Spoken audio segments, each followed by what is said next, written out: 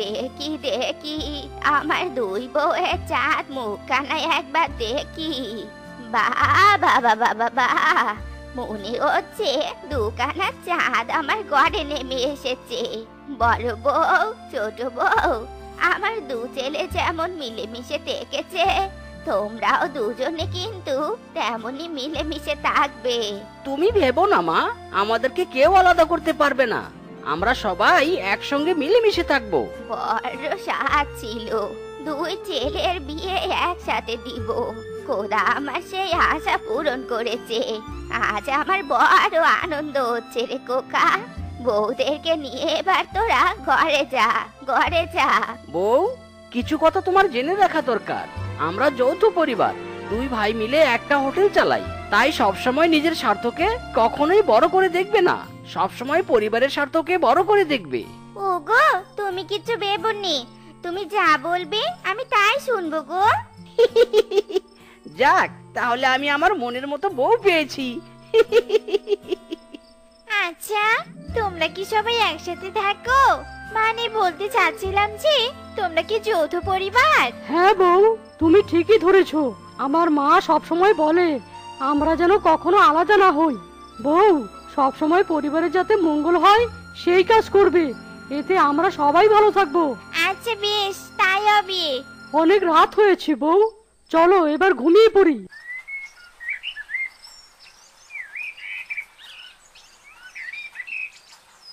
এ কি, আমার মিনছি সেই সকাল সকাল দোকানে গেছে, অথচ দাদা এখনো যায়নি।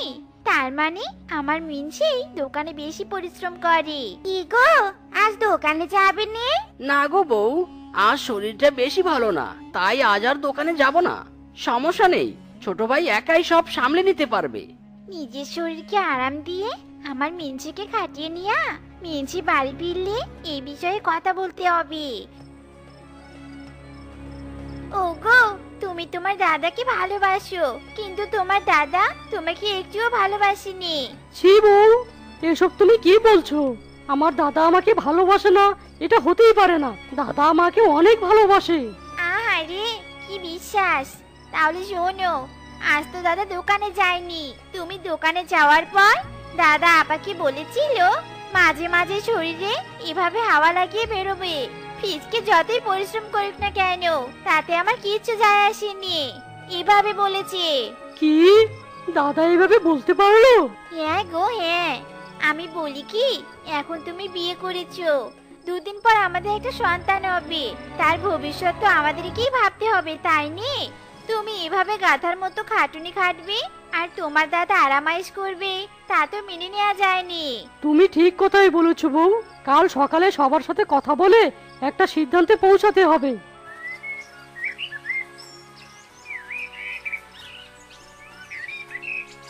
কিরে ভাই, আজ এখনো দোকানে যাসনি কেন? আমি আর দোকানে যাব না। শোনো মা, আমি আর যৌথ পরিবারে থাকতে চাই না। তুমি দোকান ভাগ করার ব্যবস্থা করো, আমি আমার বউকে নিয়ে আলাদা হতে চাই। ছোট খোকা, এসব তুই কি বলছিস কি? তোরা দুই ভাই হলি মুদ্রার এপিঠ আর ওপিঠ। আমি এতদিন তাই চিন্তা করতুম, কিন্তু তুই আজ এসব কি বলছিস খোকা? হ্যাঁ মা, আমি যা বলেছি একদম ঠিক বলেছি। মা, এত কথা বলে লাভ নেই। ও যখন আর একসাথে থাকতে চাইছে না, তাহলে আর জোর করে লাভ নেই, আলাদা হয়ে যাওয়াই ভালো। ওরে খোকা, একতাই যে বল, এটা কি তোরা ভুলে গেছিস? আমি বেঁচে থাকতে আপন জনদের এমন বিচ্ছেদ সইতে পারবো নে রে খোকা, সইতে পারবো নে। উফ মা, এসব কথা বলে কোনো লাভ নেই। আমি আলাদা হব মানে হবই, ব্যাস, এই আমার শেষ কথা। আচ্ছা বেশ বেশ, তোদের যা ইচ্ছে তাই কর, আমাকে আর এসব কিছু বলিস নে, কিছু বলিস নে আমাকে। মিস্টার মিসকে, দোকানটি সমান সমান ভাগ করা হয়ে গেছে। এই অংশ আপনার আর ওই অংশটি মিস্টার ফিস্কের। ইরি মাইরি, এদের দুই ভাইয়ের তো গলায় গলায় ভাব ছিল, হঠাৎ এরা একে অপরের শত্রু হলো কি করে? যাই হোক, যা হয়েছে ভালোই হয়েছে। চোখের সামনে দুই ভাইয়ের সফলতা একেবারে মানতে পারছিলাম না। কি গো, সকাল থেকে এখন অবধি তো কোনো কাস্টমারই এলো নি। সেটাই তো দেখছি, আগে তো অনেক কাস্টমার আসতো, কিন্তু দোকান ভাগ করার পর কেন যে কাস্টমার আসছে না কে জানে। আসুন আসুন দাদা, বলুন কি খাবেন? গরম গরম ভাত আর হাঁসের মাংসের ভুনা দিন তো। দাদা হেভি খিদে পেয়েছে, দিন দিন। আচ্ছা ঠিক আছে, আপনি গিয়ে বসুন, 2 মিনিটে দিয়ে দিচ্ছি। না, এসব আর মেনে নেওয়া যাচ্ছে না। যেভাবেই হোক কাস্টমারদেরকে আমার দোকানের প্রতি আকৃষ্ট করতেই হবে। কিরে ফিসকে, সবাই তোর বড় ভাইয়ের হোটেলের ভাত খাচ্ছে, অথচ তোর দোকানে কেউ আসছে না। এভাবে চললে ব্যবসা করবি কিভাবে? কিন্তু কাস্টমার না এলে আমি করবোটা কি? শোন, আমার মাথায় একটা বুদ্ধি আছে, এটা যদি কাজে লাগাতে পারিস তাহলে দেখবি সব কাস্টমার তোর দোকানে ভিড় জমাবে। কি সেই বুদ্ধি? আমাকে এখনই বলো মামা, বলো। ওগো, তুমি খাবার এসব কি মেশাচ্ছ? এটা হলো কেমিক্যাল। এটা খাবারে মেশালে খাবারের রং আর টেস্ট দুটোই ভালো হবে, আর অনেক সুন্দর ঘ্রাণও বের হবে। তখন দেখবে সবাই দাদার দোকানে না গিয়ে আমার দোকানে আসবে। ও মা, তাই নাকি? ওগো, দাও দাও, তাহলে আরো বেশি করে দাও। আহ, কি দারুণ ঘ্রাণ! যে খাবারের ঘ্রাণ এত সুন্দর, না জানি সে খাবার খেতে আরো কত সুন্দর। এই দোকানে না, আমি বরং ওই দোকানে যাই। কি যে হলো কিছুই বুঝতে পারছি না। সব কাস্টমার আমার দোকানে না এসে সবাই ফিসকের দোকানে কেন যাচ্ছে? ওগো, আমার মনে হয় আমার থেকে রূপার হাতের রান্না অনেক ভালো। দেখো নে কিরকম ঘ্রাণ বেরিয়ে আসছে। কি জানি বাপু, কিন্তু এভাবে চলতে থাকলে তো আমাদের ব্যবসায় লাল বাতি জ্বলবে। ওগো, এত উত্তেজিত হইও নে। খারাপ সময়ে ধৈর্য রাখতে হয়। ধৈর্য ধরে থাকো, দেখবে আমাদেরও সফলতা আসবে। এ কি মামা, সবাই তো ফিসকের দোকানের খাবার খাচ্ছে, তুমি আবার কি মনে করে আমার দোকানে এলে? আরে ভাগ্নে, আর বলিস না, আমি তোকে একটা খবর দিতে এলাম। কি খবর মামা? ফিসকে খাবারে কেমিক্যাল ব্যবহার করে, যার কারণে ওর খাবারে এত ঘ্রাণ আর এত টেস্ট। কি কেমিক্যাল? এটা তো শরীরের জন্য অনেক ক্ষতিকর। ফিসকের এই ব্যবসা আমি কিছুতেই টিকতে দেব না। ওর কার সাজিয়ে আমি সবাইকে বলে দেব। এ কি দাদা, তুই আমার দোকানে কেন? কেন আবার? চোরের মুখোশ খুলতে এসেছি। মনে হচ্ছে বিশাল একটা ঝড় বয়ে যাবে। তোরা 2 ভাই মিলে যত ঝামেলা করবি আমার তত লাভ। দয়া করে তোমরা সবাই খাওয়া বন্ধ করো। ফিসকে ওর খাবারে কেমিক্যাল মিশায়। ইরি মাইরি, দাদা জানলো কি করে? আরে দাদা, তোমার দোকানে বেচা কেনা নেই বলে তুমি আমার নামে এসব মিথ্যা অপবাদ দিচ্ছ। মিথ্যে অপবাদ, তাই না? এই দেখুন, আমি একদম মিথ্যে বলছি না।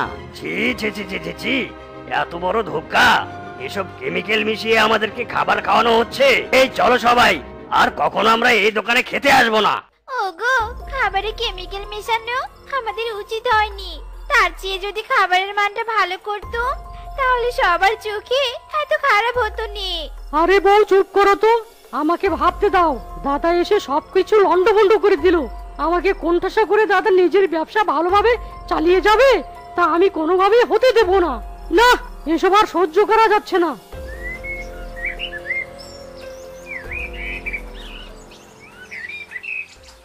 বাঘ মামা, একেবারে কেলেঙ্কারি হয়ে গেছে। সবাই জেনে গেছে আমি খাবারে কেমিক্যাল মেশাই।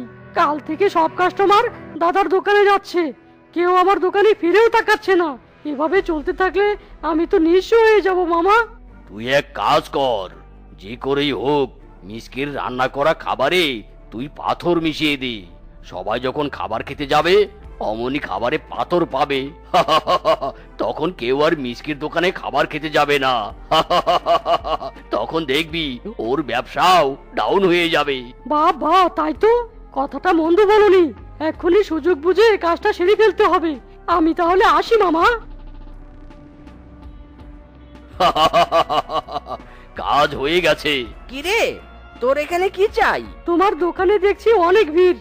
আজ কি কি পদ রান্না করেছো তাই দেখতে এলাম।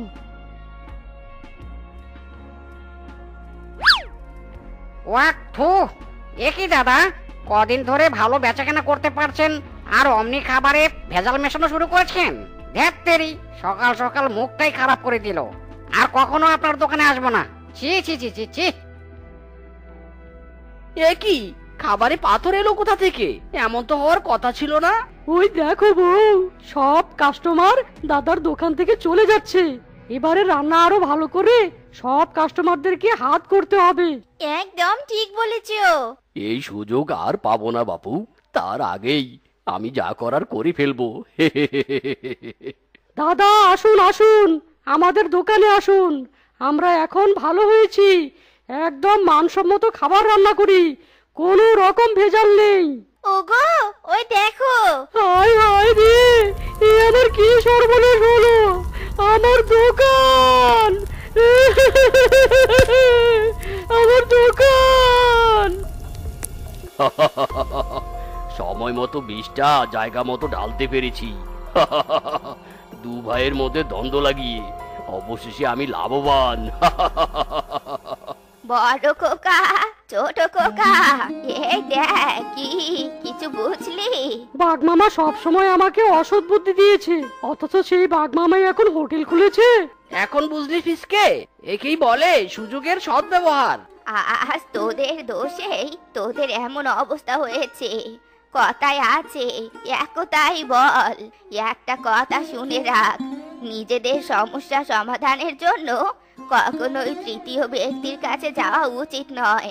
নিজেদের সমস্যা নিজেদেরই সমাধান করা উচিত। তোরা দুই ভাই দ্বন্দ্ব করলি, আর লাভবান হলো সেই বাঘ।